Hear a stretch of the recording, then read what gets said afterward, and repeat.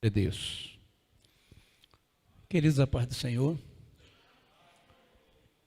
Interessante, um dos percursos mais difíceis na caminhada, para mim, é quando me convidam para subir essa escada aqui. Ficou bem pesado. Eu me sinto assim tão idoso. Né, irmão Val? Assim, tão idoso,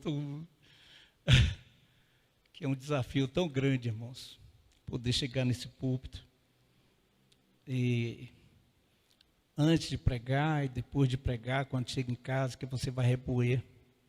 E agora tem um recurso, né, que você pode rever a sua mensagem. Meu Deus, como isso é? Eu devo ter um problema, que eu me torturo às vezes, porque eu fico ouvindo aquilo e falo, meu Deus, me cobrando. Porque tudo que a gente fala tem um peso tão grande, irmão, no reino. As nossas palavras, elas têm uma dimensão tão grande. A gente ia ter muito mais cuidado de falar ao falar, quando nós conseguimos dimensionar o peso dessas palavras. E hoje eu quero meditar com os irmãos em Filipenses, capítulo 2. Eu só vou ler o texto e quando eu terminar de ler o texto, os irmãos podem sentar, por favor. Filipenses 2, a partir do versículo 5.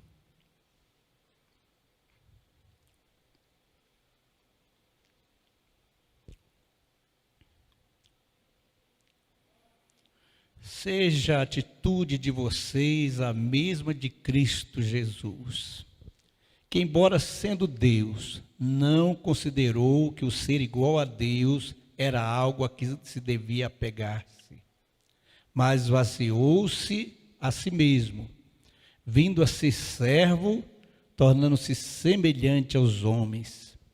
E sendo encontrado em forma de humana, humilhou-se a si mesmo, e foi obediente até a morte, e a morte de cruz. Por isso Deus o exaltou à mais alta posição, e lhe deu o nome que está acima de todo nome, para que ao nome de Jesus se dobre todo o joelho, nos céus, na terra e debaixo da terra, e toda língua confesse que Jesus Cristo é o Senhor, para a glória de Deus Pai. Amém. Podeis assentar, irmãos, obrigado. Queridos, essas palavras aqui de apóstolo Paulo estão no contexto de uma carta que ele enviou à igreja de Filipe. Essa igreja de Filipe, ela é muito elogiada por Paulo. Paulo foi o fundador dela. Embora quando Paulo escreveu essa carta, ele estava aprisionado, estava na cadeia em Roma. E o pastor dessa igreja estava em apuros, né? Porque a igreja estava passando por uns momentos de demandas, né? de guerras internas. Mas mesmo assim, Paulo escreve essa carta como se a igreja estivesse vivendo um momento lindo. E como se Paulo estivesse também num momento muito alegre. A exaltação mais frequente, mais enfática nessa carta, a alegria do Senhor. Como Paulo exorta essa igreja para se alegrar no Senhor. Embora essa igreja tivesse problemas, eu acho que esses problemas estavam trazendo tristeza aos irmãos. Tinha uma demanda ali entre duas irmãs, né? Sintique e Evódia. Essas duas irmãs estavam numa demanda terrível. Essa igreja estava sofrendo ataques de alguns falsos mestres, né? De usar nomistas, aqueles que não prezavam ou não perseveravam na doutrina, nas normas, nas regras. Tinha os liberais, né? Os liberais eram aqueles que sempre se consideravam um passo à frente do seu tempo. Tinha os conservadores, né? Impressionante essa briga antiga, né? Os conservadores, aqueles que eram radicais nos costumes, né? nas ordenanças, nos dogmas. Tinha os legalistas, né? Os legalistas eram terríveis, porque os legalistas não conseguiram se libertar do jugo da lei, principalmente os judeus que se converteram. Os judeus que se converteram, eles demoraram a compreender que agora eles não tinham mais que viver sob o jugo da lei, sobre a escravidão dos mandamentos cerimoniais. Eles demoraram a compreender isso. E os legalistas, eles cobravam dos outros irmãos para que fosse obediente à lei de Moisés. Então aquela igreja tinha um monte de problemas. Estava infiltrando naquela igreja o embrião do gnosticismo também. Porque o gnosticismo é aquela ala dos saberes religiosos que tenta inculcar na mente das pessoas uma elite. Essa elite é a elite daqueles conhecedores. Quanto mais se conhece, quanto mais se busca conhecimento em si mesmo, é humanismo, dentro de si, mais a pessoa se aproxima do divino. E esse conhecimento não era para todos, era para alguns privilegiados. Esses poucos privilegiados, eles se tripudiavam sobre os outros. Não, nós recebemos conhecimento, logo nós somos melhores do que vocês. Mas Epafrodito, que era o pastor daquela igreja, se viu em apuros. O que ele fez? Foi atrás de Paulo. Paulo, fundador daquela igreja, lá em Roma, na cadeia. Paulo, o que eu posso fazer? E Paulo então mandou essa carta. Nessa carta, Paulo, ele exorta os irmãos a não se deixar abater por essas infiltrações, não se deixarem desanimar em via de tantos ataques que aqueles irmãos estavam sofrendo, porque eles deviam se alegrar no Senhor. Eles talvez não tivessem motivo nenhum para se alegrar, talvez não tivesse nenhuma motivação que justificasse uma alegria esfuziante, mas o que Paulo quis dizer para ele é que vocês têm o Senhor. Vocês não vão se alegrar nas circunstâncias. E o pior que acontece muitas vezes no nosso meio, a gente querer buscar alegria nas circunstâncias.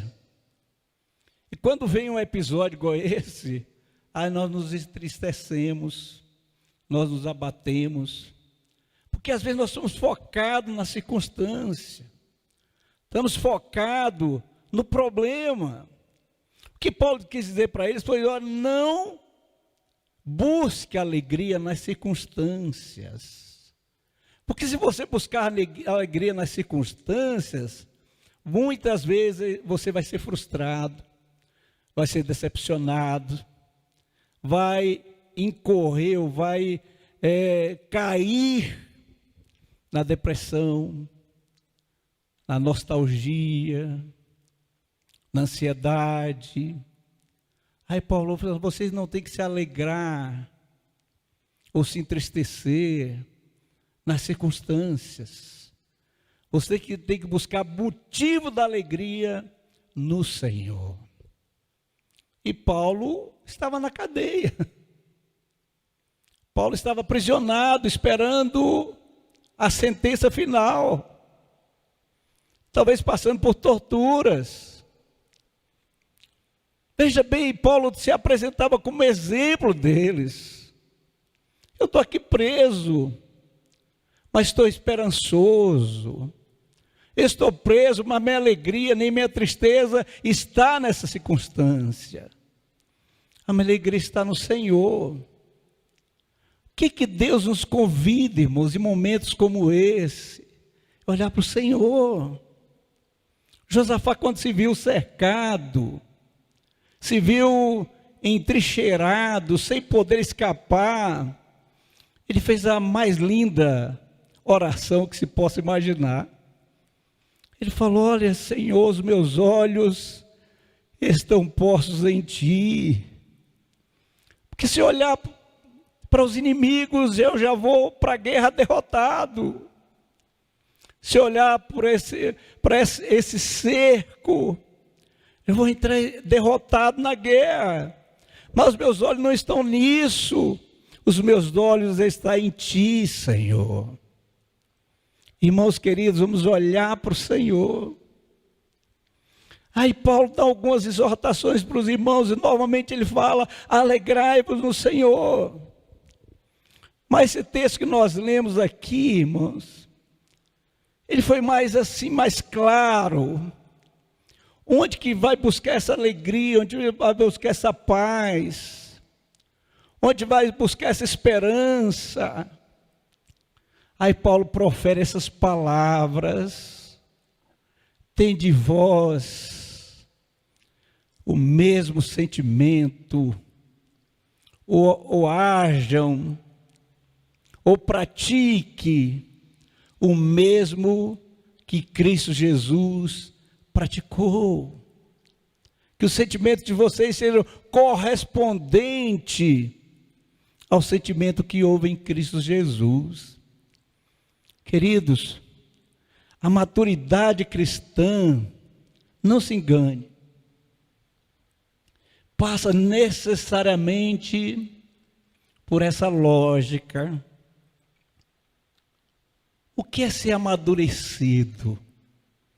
Em Colossenses, no capítulo 1, no versículo 28, Paulo ele fala assim: porque eu proclamo a Cristo, ensino a Cristo, advirto diariamente os irmãos, com toda a sabedoria, para apresentar todo homem perfeito em Cristo.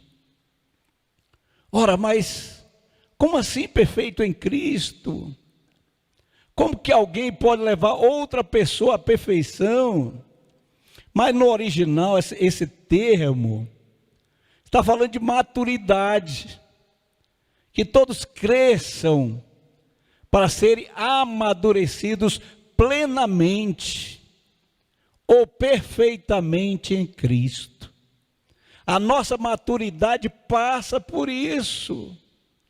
Nós precisamos crescer em Cristo, abstrair Cristo, encarnar Cristo, conhecer Cristo em toda a sua profundidade.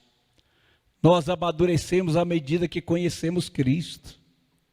E a nossa maturidade é correspondente, ela é proporcional ao nosso conhecimento de Cristo. O que é que nós estamos fazendo aqui, meus irmãos? Nós estamos procurando conhecer melhor a Cristo.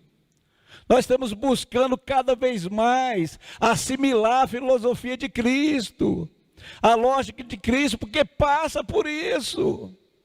Se um dia nós vamos ser perfeitos, só seremos perfeitos se nós entrarmos por essa trilha, por esse caminho. Não é fácil.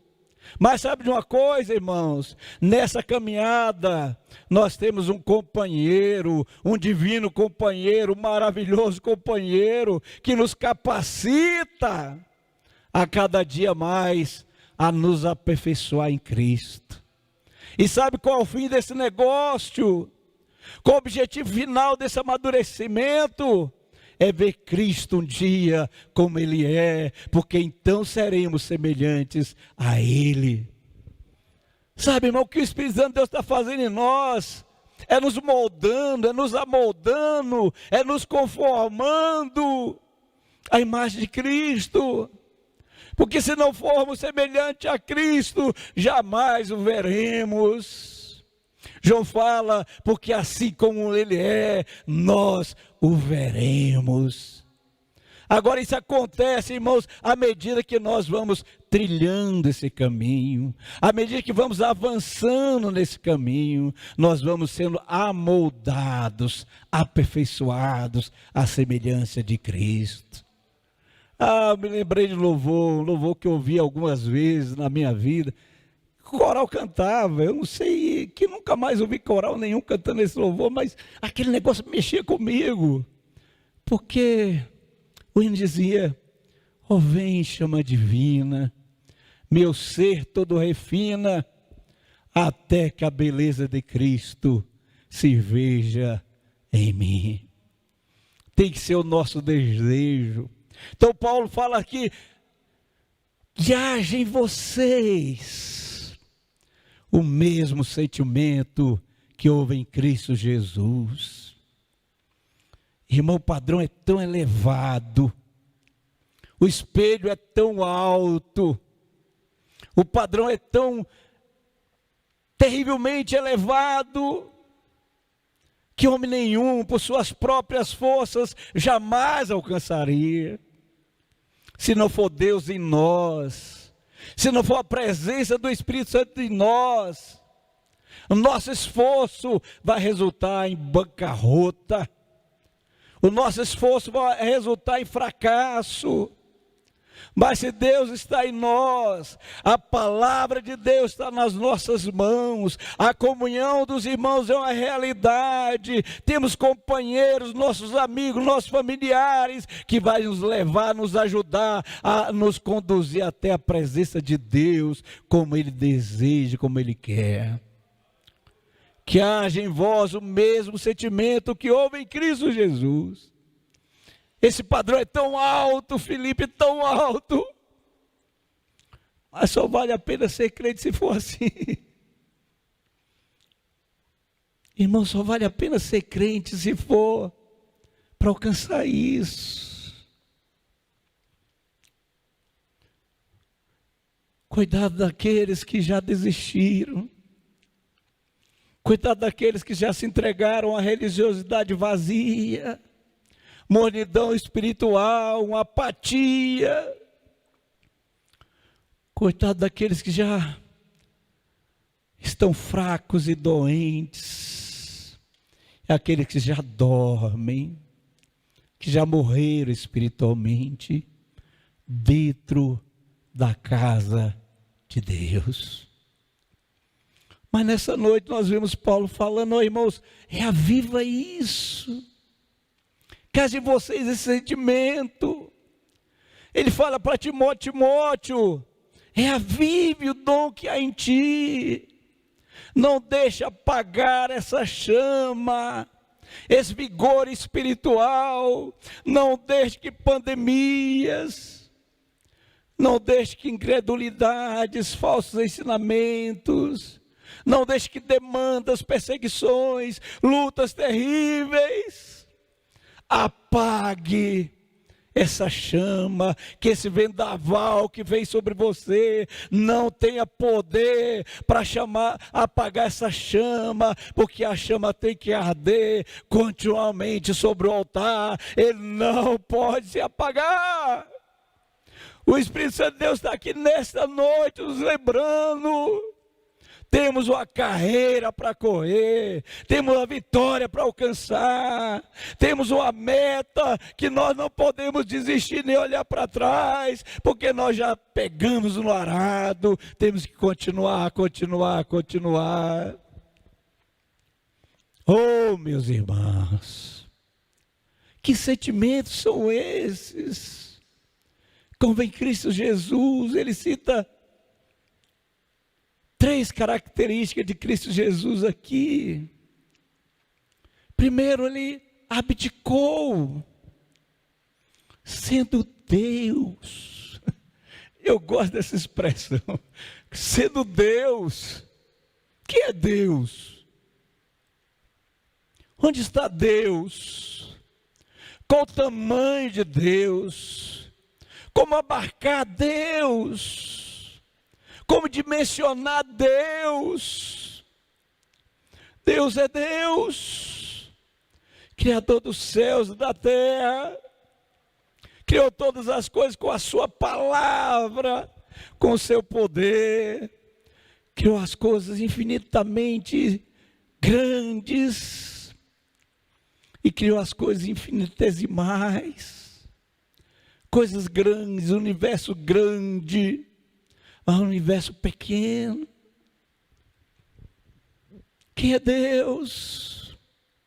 Deus que criou o homem como pó da terra, como cinza, minérios da terra, pequeno, mas soprou nesse homem o fôlego de vida, o seu espírito.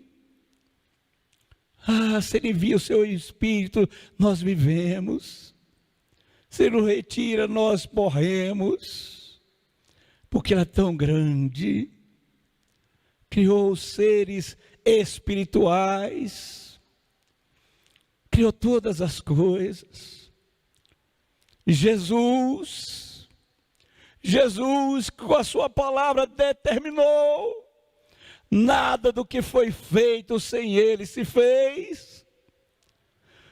Mas ele, sendo esse Deus tão grande, que abarca as águas do oceano com a palma da mão, que chama cada estrela do universo pelo seu próprio nome. Esse Deus que criou o homem tão complexo, tão maravilhoso. Esse Deus se fez carne, se tornou gente, pó e cinza. Dá para entender isso? Não dá para entender. Sabe, no iluminismo, irmãos, a maior crítica ao cristianismo é exatamente isso aqui. Como é que eu posso acreditar num Deus que se humilha a esse ponto? Que desce na sua dignidade a esse ponto? Deus que se vira gente. Normalmente os deuses eram retratados como seres poderosos, irados, coléricos, que não queria ter contato nenhum com o ser humano. Sabe? Os gnósticos, eles aferiam e pregavam que Deus era tão longe que jamais ele poderia ter contato com qualquer ser humano. Isso era uma indignidade. Com Deus de qualquer religião no mundo é retratado como alguém que se vira gente, que se amesquinha a ponto de virar gente. Mas graças a Deus, o nosso Jesus, Ele é singular, Ele é único, Ele é glorioso, porque só Ele ousou, sendo Deus, virar gente. O homem natural nunca vai compreender isso. Sabe por quê? Que o homem traz no seu DNA, na sua natureza caída, o desejo de ser Deus. Aí como é que Deus quer ser gente? Claro que o homem caído, ele nunca vai entender isso. O homem natural jamais vai compreender isso. Porque o homem, na sua natureza, ele quer ser Deus. Não foi isso que aconteceu no Jardim do Éden? Quando o diabo falou para Eva, ele disse para você não comer. Sabe por quê? Porque o dia que você vai comer, você vai ser igual a ele. Vai ser Deus. Os olhos da Eva arregalaram-se. Isso é bom. Quer ser como Deus. Isso não acabou. Isso continua. Toda a história da humanidade sofre todas as mazelas, todas as misérias, todo sofrimento da história da humanidade passa por isso. É gente querendo ser Deus. Aí de repente Deus quer ser gente. Sendo Deus, não teve por usurpação ser igual a Deus. Irmãos, essa abnegação, sabe, esse abdicar, essa negação do eu, é aquilo que Ele espera de nós. É aquilo que Ele espera de nós. Porque Paulo fala assim, que haja em vocês esse mesmo sentimento. Que vocês abdiquem de si mesmo, da sua vontade de grandeza, da sua vontade de prepotência, do seu egoísmo. Abdique de si, abdique do pecado que está na sua carne, abdique das coisas loucas e vãs, que às vezes você procura tão assiduamente, tão aferradamente. Abra mão. Ele sendo Deus, abriu mão de ser Deus, ou pelo menos ele não se aferrou ao ser igual a Deus. Ele abriu mão não da divindade que ele possuía em si, porque seria impossível, mas ele abriu mão do seu privilégio.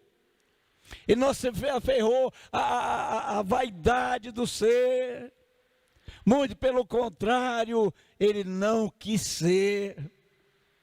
Ele não quis ser reconhecido a princípio como isso. Ele sendo Deus, não abdicou esse direito, mas quis vir e sofrer e padecer todas as humilhações que um ser humano poderia padecer. Todas as lágrimas, todos os sofrimentos, todas as dores, todas as injustiças. Ele quis sofrer. Dá para entender isso? Claro que nós nunca vamos compreender isso, irmão, nem na eternidade. Sabe por quê, irmãos? Porque isso expressa um amor tão grande que se torna inalcançável. Sabe, ele quis virar gente, enquanto tem gente querendo virar Deus, criaturas querendo ser criadores, mas o nosso Deus não. É isso que Ele espera de nós, que nós abdiquemos, que negamos a nós mesmos. Se alguém quiser vir após mim, Ele convida, negue-se a si mesmo. Tome cada dia a sua cruz, como eu fiz, e venha após mim. Em segundo lugar, a outra virtude que Ele apresenta aqui, Paulo apresenta, que ele se humilhou. Sabe, a humildade, irmãos, é algo tão difícil de ser conquistado. Talvez seja, sabe, o ramo, talvez seja a filha mais importante do amor. O amor não se exalta. Sabe, o amor não se orgulha, não busca os seus próprios interesses. É a expressão do amor, a humildade. Como a humildade é difícil, irmãos. Como a humildade é difícil de ser conquistado. O orgulho sempre bate às nossas portas. A vaidade, o desejo de ser, de poder, de aparecer. Desejo de fama, de reconhecimento, de honra. Sabe como isso bate às nossas portas? Desejo de se sobrepujar sobre o outro, tripudiar sobre o outro. Desejo de puxar tapete de outros para assumir o seu lugar. Quando Paulo fala que haja em vós o mesmo sentimento que houve em Cristo Jesus, ele fala de humildade. Aquela igreja precisava aprender mais disso. Paulo fala assim, olha, fala para as irmãs, que elas devem ter o mesmo sentimento, devem pensar a mesma coisa, porque havia uma demanda de orgulho, de vaidade, de pretensão. Aí Paulo fala que haja em vocês, irmãos, esse mesmo sentimento de humildade. Isso é um caminho tão longo, um caminho tão duro de ser vencido, porque o orgulho o dia todo, o tempo todo está batendo na nossa porta. O ciúme, a vaidade, a inveja, que é fruto do orgulho, é fruto da jactância, da ganância. Como a humildade, sabe, como o orgulho, ele traz essas mazelas. Oh, Jesus, ele nos deu exemplo, porque foi o único que pôde dizer, em alto e bom tom: aprendam de mim, que sou manso e humilde de coração. Porque só a humildade produz a paz, produz jugo suave, o fardo leve, porque o meu jugo é suave e o meu fardo é leve. Então aprenda de mim essa humildade, para você não ser refém da fama, para você não ser refém do poder, para que você não seja refém da honra, para que você não seja refém da reputação. Aprenda de mim, porque o fardo do orgulho é pesado, o fardo da vaidade humana, ele é terrível. Mas se você aprender de mim a humildade e a mansidão, então você vai ter um jugo suave e um fardo leve. Glória a Deus, glória a Deus. Como é que te alcança isso, irmãos? Primeiro reconhecendo. Enquanto você reconhecer que não é nada, enquanto você não reconhecer que não pode, que o seu braço é fraco, que o seu intelecto é limitado, enquanto você não reconhecer que sua sabedoria é trapo de imundícia, enquanto você não reconhecer, sabe, que você não é nada em si mesmo, que é pó e cinza, você não alcançará isso. Primeiro reconhecer: eu não sou nada. Depois reconhecer que Ele é tudo, que dele é o querer e o efetuar. Se há alguma coisa em você que é bom, é a presença de Deus. Quem pode glorificar o nome do Senhor? Porque o que bom tem em você é a presença de Deus. Se você consegue fazer alguma coisa boa, é a presença de Deus. Se você consegue construir alguma coisa de bom, é a presença de Deus. É dele, por ele, para ele, que são todas as coisas. Glória, pois, a ele. Em terceiro lugar, a obediência. Meu Deus, com a obediência que Jesus demonstrou, mesmo sendo Deus. Como é que Deus se coloca numa posição de obediência? Como homem, Ele obedeceu, foi obediente ao propósito, ao plano. Mas veja bem que a obediência também é fruto do amor. Ele não obedeceu por obrigação, que ninguém poderia obrigá-lo. Quem poderia obrigar Jesus a obedecer qualquer coisa? Sendo Deus. Quem poderia obrigá-lo a passar por aquela trajetória toda, a cumprir tudo aquilo? Quem poderia obrigar Jesus? Ninguém, é Deus. Sabe por que ele obedeceu, irmãos? Porque o seu amor era tão grande, que os constrangeu. Nós amamos a Ele, porque Ele nos amou primeiro. Oh, aleluia! Ele foi movido por um amor tão grande. Oh, que amor é esse? Que amor é esse? Que levou ele a ser obediente a homens. Pastor, o senhor está exagerando. Obediente a homens. Porque aqui fala que ele se tornou servo dos homens. Como ser humano, ele se tornou servo de homens. Ele próprio disse: eu não vim para ser servido, mas eu vim para servir e dar minha vida em resgate de muitos. Eu vim foi para servir. Oh, aleluia! Como é que pode? Deus humilde. Parece uma contradição, parece um paradoxo, mas Deus em Cristo se humilhou e obedeceu.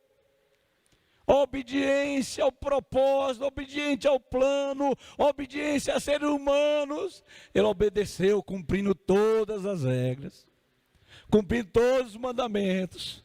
Ele cumpriu toda a lei, foi obediente ao plano eterno de Deus, foi obediente até a morte. Oh, irmãos, o que Deus espera de nós? Até que ponto vai a nossa obediência? Paulo fala que haja em vós o mesmo sentimento que houve em Cristo Jesus, que foi obediente até a morte. Qual é o limite da sua obediência, irmãos?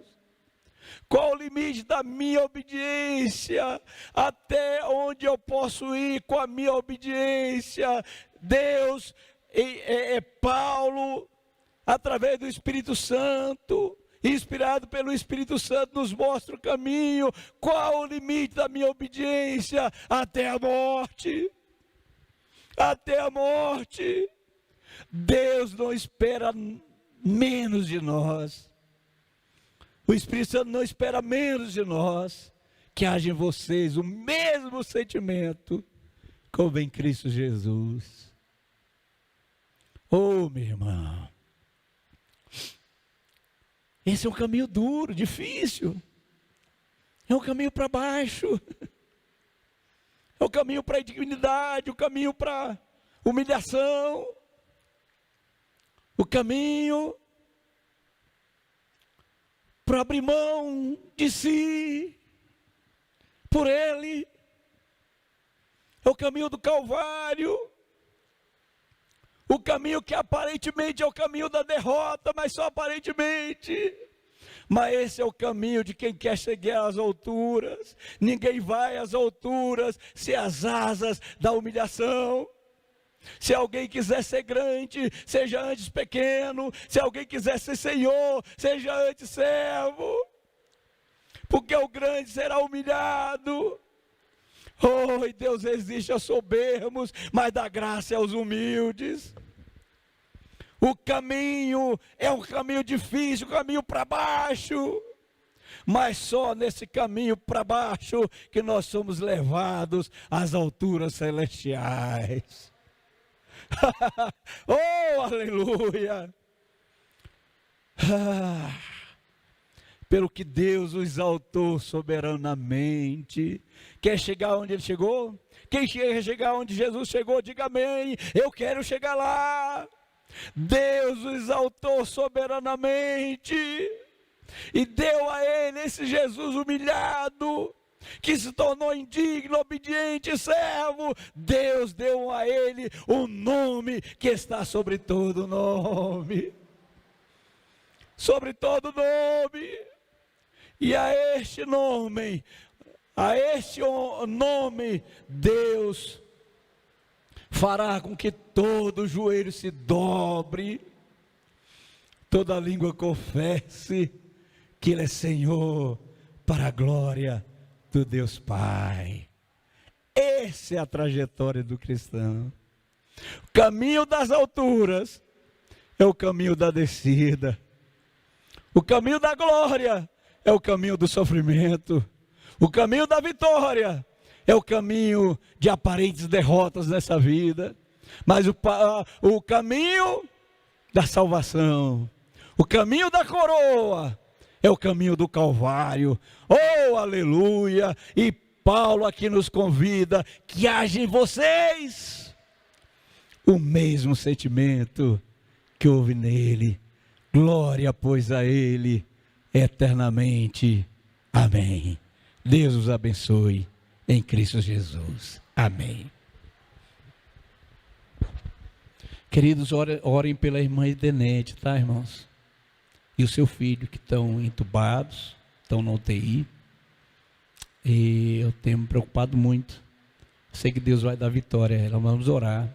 interceder por ela. Deus abençoe.